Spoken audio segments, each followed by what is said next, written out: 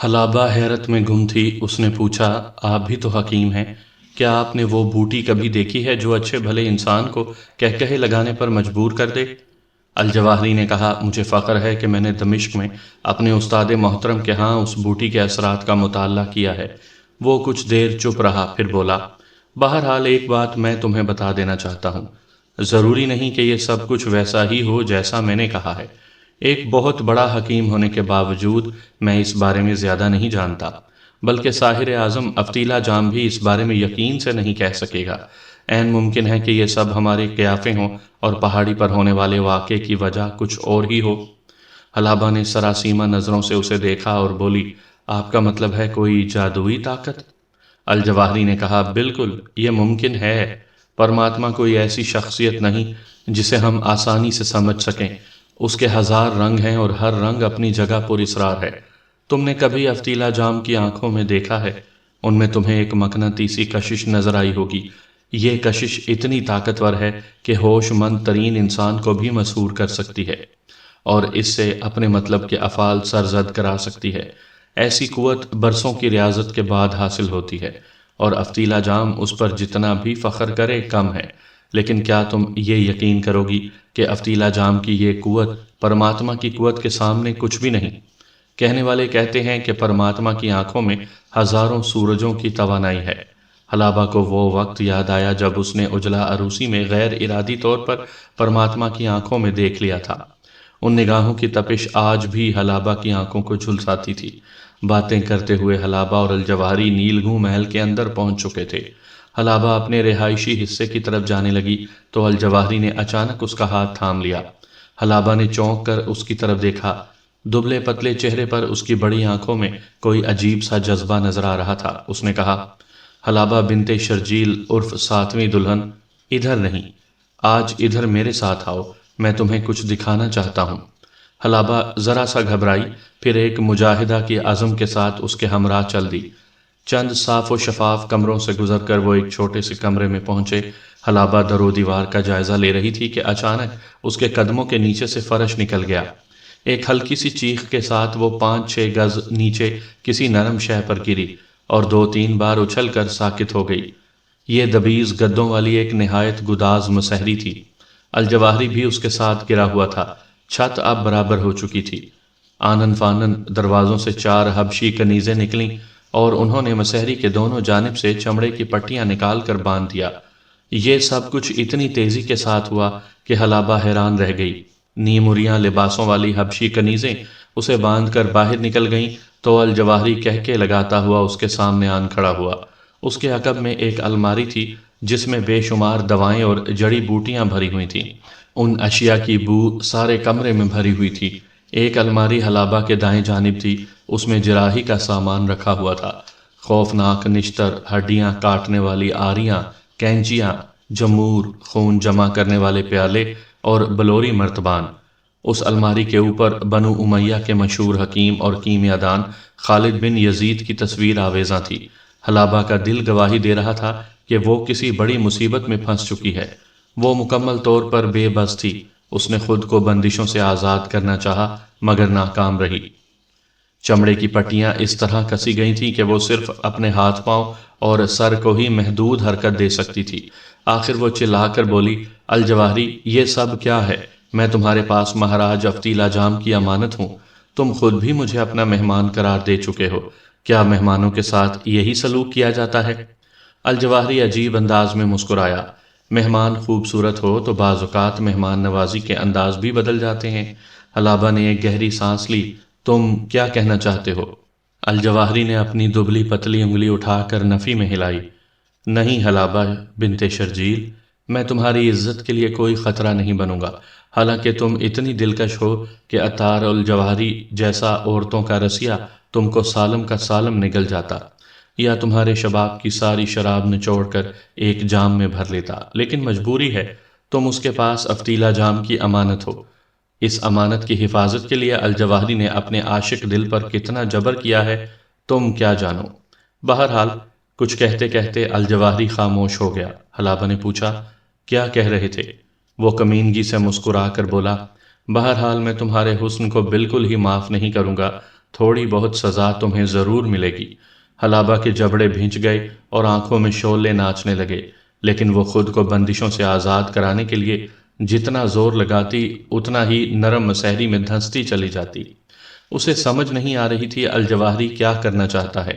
وہ نپے تلے قدموں میں جراحی کے سامان والی الماری کی طرف بڑھا۔ الماری کھول کر اس نے چینی کا ایک بڑا پیالہ نکالا، پھر وہ 2 تیز نشتر اور کوئی مرہم لے کر حلابہ کے سرہانے آن کھڑا ہوا۔ حلابہ کا دل شدت سے دھڑک رہا تھا۔ اس بے چارگی کے عالم میں وہ صرف اپنے خدا کو یاد کر سکتی تھی۔ الجواہری نے پیالہ حلابہ کے بائیں ہاتھ کے نیچے رکھا اور تیز نشتر سے اس کی کلائی کی ایک رگ کاٹ دی۔ کلائی پوری طرح گرفت میں تھی۔ رگ کٹتے ہی خون تیزی سے پیالے میں گرنے لگا۔ الجواہری نے اپنی دبلی پتلی انگلیاں اس کی دوسری کلائی پر رکھ دیں۔ وہ اس کی نبض پرکھ رہا تھا۔ تھوڑی ہی دیر میں پیالہ خون سے لبالب بھر گیا اور حلابہ کے بدن میں عجیب سی نقاہت اور لرزش اتر گئی۔ الجواہری نے مرہم لگا کر اس کی نس جوڑ دی اور پھر اوپر پٹی باندھ دی۔ پیالہ اٹھا کر اس نے ایک ٹوٹے پھوٹے مرتبان میں انڈیل دیا اور خود باہر چلا گیا۔ اس کی واپسی پورے 8 پہر بعد ہوئی۔ اس عرصے میں حلابہ یکسر تنہا رہی تھی۔ نقاہت اور بھوک سے اس کا برا حال تھا۔ وہ کچھ کھانا چاہتی تھی تاکہ جسم کی توانائی بحال ہو۔ اسے محسوس ہو رہا تھا کہ کچھ دیر اسے مزید کچھ کھانے کو نہ ملا تو وہ شاید ہوش میں نہ آ سکے۔ الجواہری آیا تو اس کے ہاتھ میں چاندی کا ایک تشت تھا جس پر نہایت خوبصورت رومال پڑا ہوا تھا۔ یہ تشت اس نے حلابہ کے قریب تپائی پر رکھ دیا اور بولا، مجھے معلوم ہے تمہیں بہت بھوک لگی ہوگی، میں کھانا لے آیا ہوں۔ حلابہ کو تشت میں سے کچھ عجیب سی بدبو آ رہی تھی۔ الجواہری نے رومال اٹھایا تو چینی کی خوبصورت تھالی میں کوئی لمبی سی کالی چیز رکھی تھی جیسے کسی جانور کا سینگ ہو، لیکن یہ سینگ بھنے ہوئے نرم قیمے کا تھا۔ شاید یہ کباب قسم کی کوئی چیز تھی۔ سب سے کری چیز اس کی بو تھی۔ الجواہری نے یہ تھالی بالکل حلابہ کے پاس رکھ دی، پھر سرد پانی کا پیالہ بھی اس کے قریب کھسکا دیا۔ تب اس نے حلابہ کے ہاتھوں کو جکڑنے والی بندش کھول دی۔ کھاؤ، اس نے حلابہ سے کہا۔ حلابہ کو ابکائی سی آنے لگی۔ اس نے پوچھا، یہ کیا ہے؟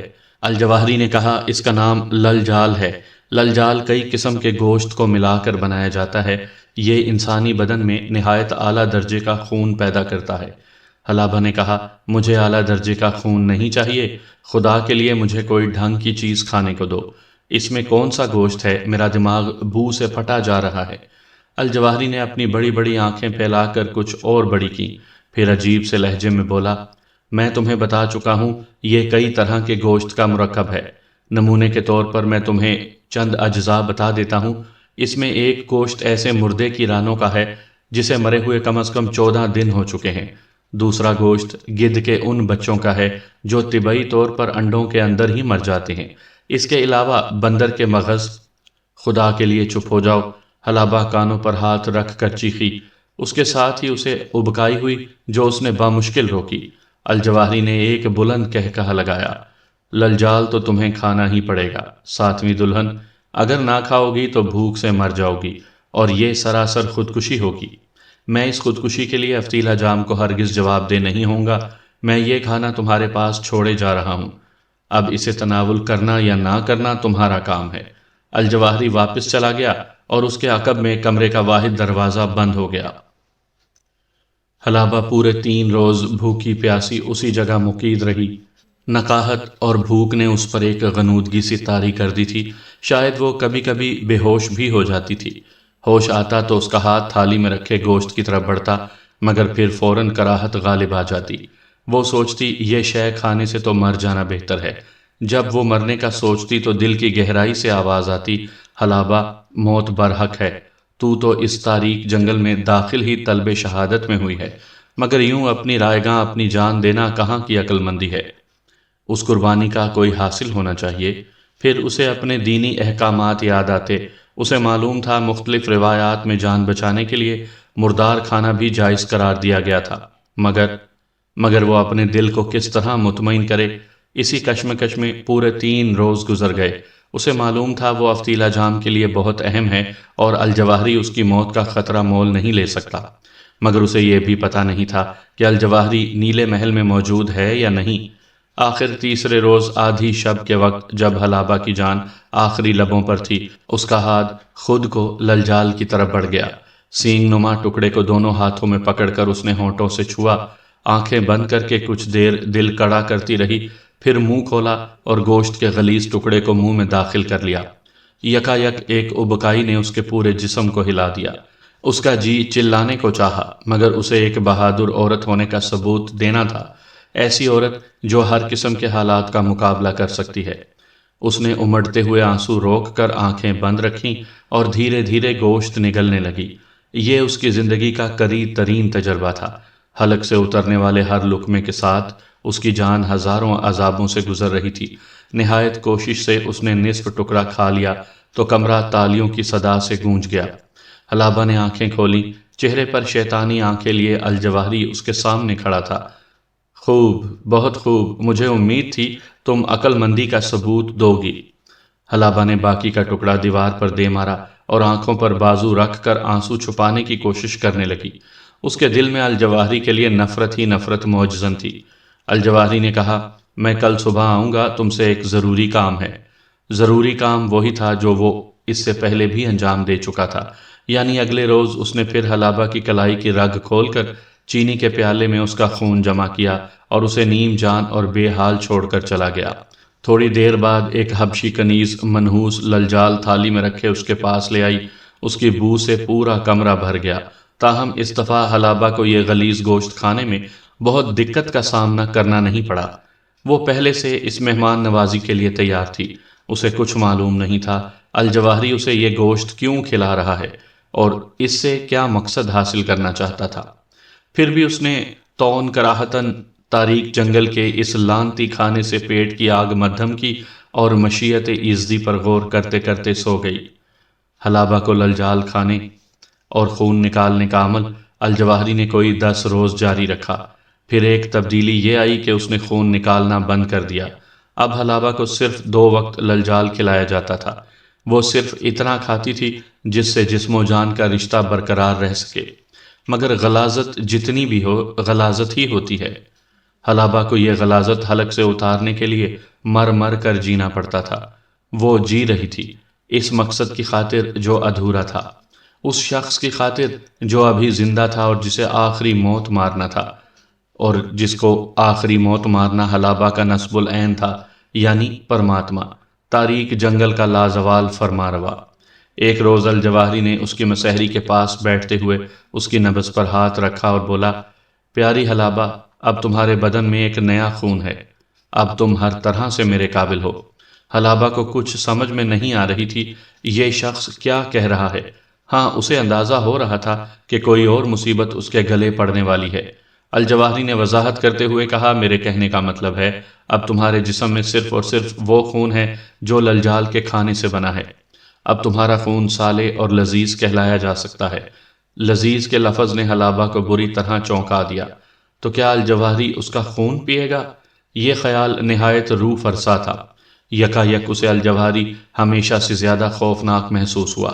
اس نے مچل کر خود کو آزاد کروانا چاہا، لیکن حبشی کنیزوں نے آج چرمی پٹیوں کو خوب کس کر باندھا تھا۔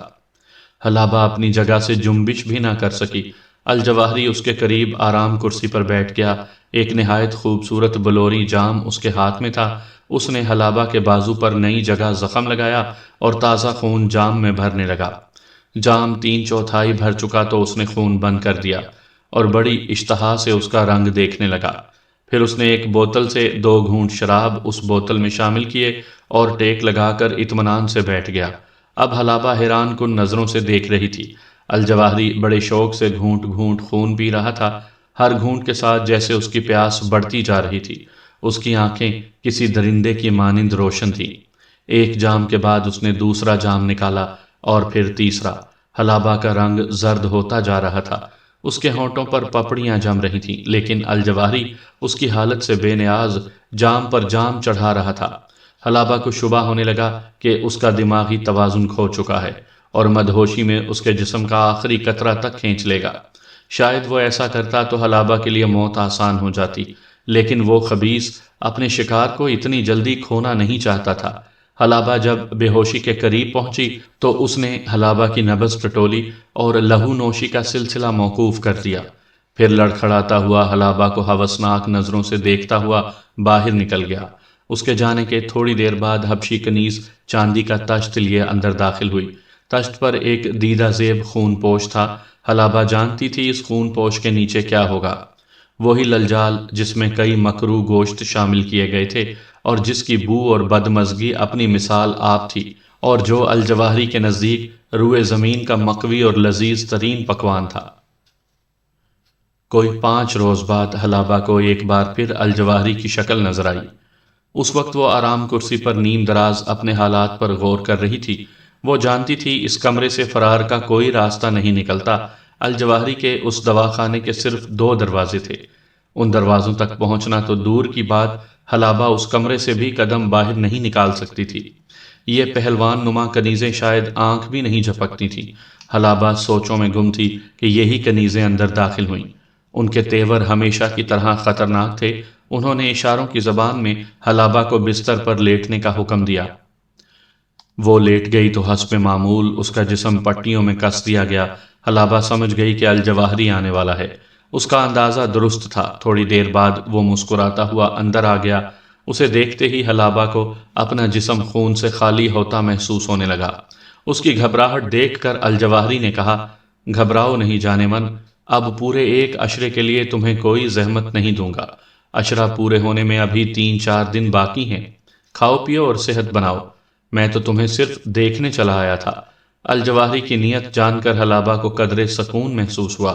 وہ اس سے باتوں میں مصروف ہو گئی۔ افتیلا جام، پرماتما کی کشمکش اور دیگر حالات کے بارے میں پوچھنے لگی۔ باتوں ہی باتوں میں گفتگو کا رخ الجواہری کی اپنی ذات کی طرف مڑ گیا۔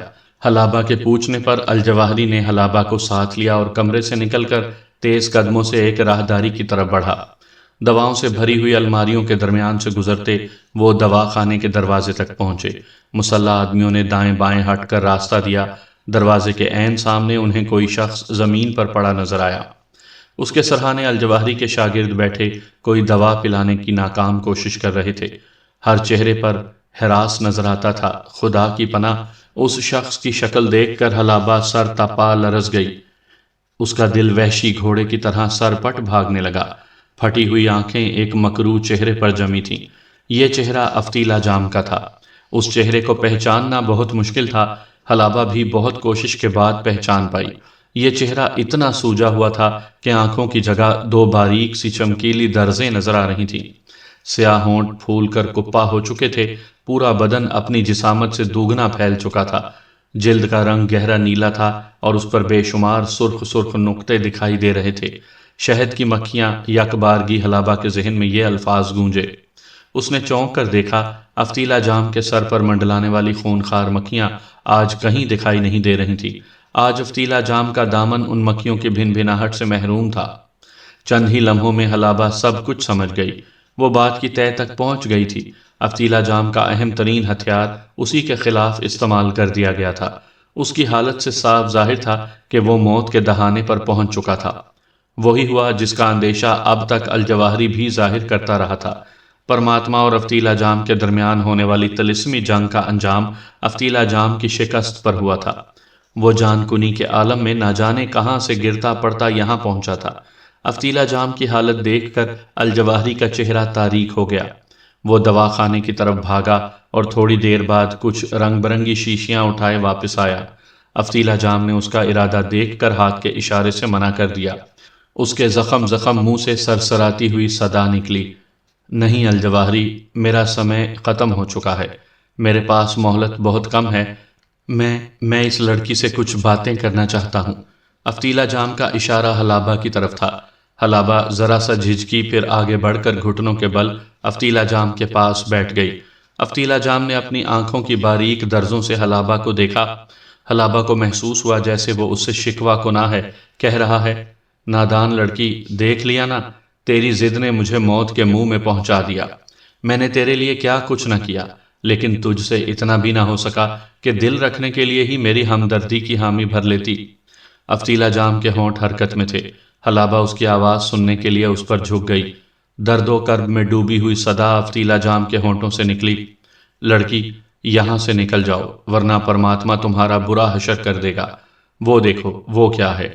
حلابہ نے افتیلا جام کی نگاہوں کا تعقب کیا۔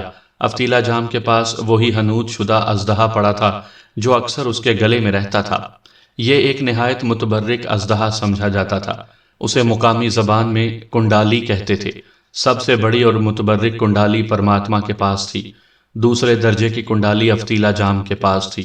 رنگا چماری کے پاس بھی حلابہ نے ایسی ہی کنڈالی دیکھی تھی۔ افتیلا جام نے کہا، یہ پوتر کنڈالی اپنے گلے میں ڈال لو، یہاں سے نکلنے میں یہ تمہاری مدد کرے گی۔ تم بہادر ہو، مجھے امید ہے تم کامیاب رہو گی۔ اور ہاں، ایک بے حد خاص بات اور۔ میں سن رہی ہوں بدھیمان، حلابہ نے کان اس کے ہونٹوں سے لگائے لگائے کہا۔ افتیلا جام نے اپنی مٹھی حلابہ کی طرف بڑھائی۔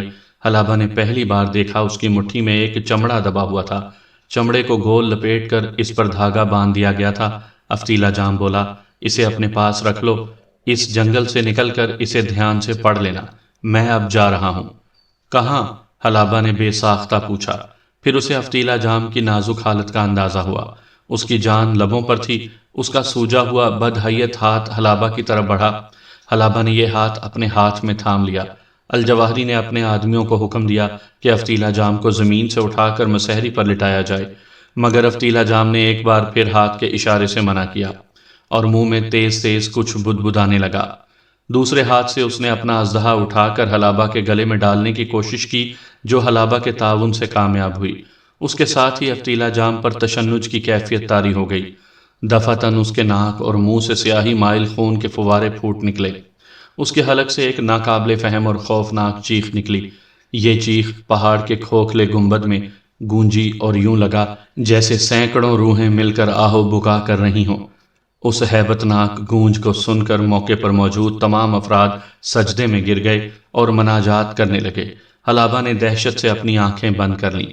جب چیخ کی گونج ختم ہوئی اور اس نے اپنے آنکھیں کھولیں تو تاریک جنگل کا سالار اعظم، غلاظت کا پجاری، مہان جادوگر افتیلا جام اپنی تمام تر برائیوں اور اچھائیوں کے ساتھ عدم ہو چکا تھا۔ اس پر اسرار انسان کی موت ایک عظیم واقعہ تھی۔ اس واقعے کی ہیبت فضا کو سہما رہی تھی۔ پرماتما کا خوف ہواؤں میں سنسناتا پھر رہا تھا۔ پرماتما جس کے ہاتھ کسی بھی لمحے حلابہ کی گردن تک پہنچ سکتے تھے، وہ تاریک جنگل کے ہر پتے اور زمین کے ہر ذرے میں موجود تھا اور آسمان کی طرح اس خطے پر محیط تھا۔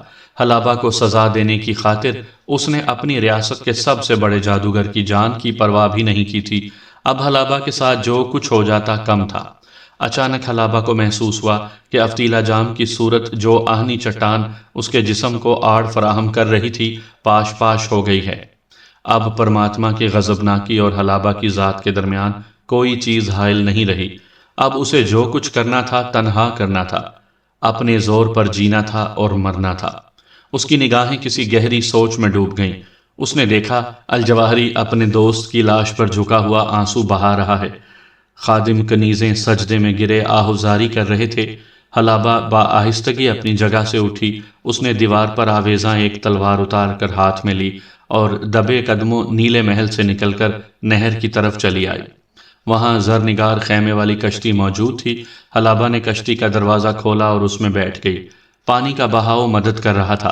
حلابہ نے چپوؤں کے ذریعے معمولی کوشش کی اور بجرانما کشتی دوسرے کنارے جا لگی۔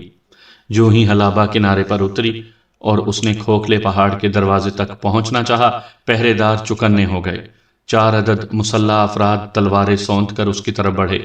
حلابہ نے اپنی تلوار بے نیاز کی اور بے جگری سے ان کے مقابلے پر آ گئی۔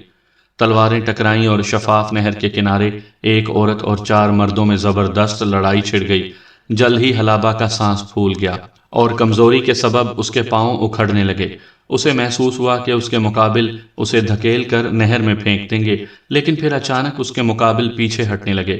ان کے چہروں پر خوف نظر آیا اور ان کے وار بھی دھیمے پڑنے لگے۔ پلک جھپکتے حلابہ سمجھ گئی کہ ایسا کیوں ہے۔ اس کے گلے میں جھولتی کنڈالی ان کی نگاہ میں آ گئی تھی۔ حلابہ نے یہ ماجرا دیکھا تو تلوار روک کر کنڈالی گلے سے اتاری اور اسے ایک خمیدہ لڑکی کی طرح دائیں بائیں گردش دینے لگی۔ پہرے داروں نے یہ منظر دیکھا تو چیخیں بلند کرتے بھاگے۔ انہوں نے جیسے موت کو روبرو دیکھ لیا تھا۔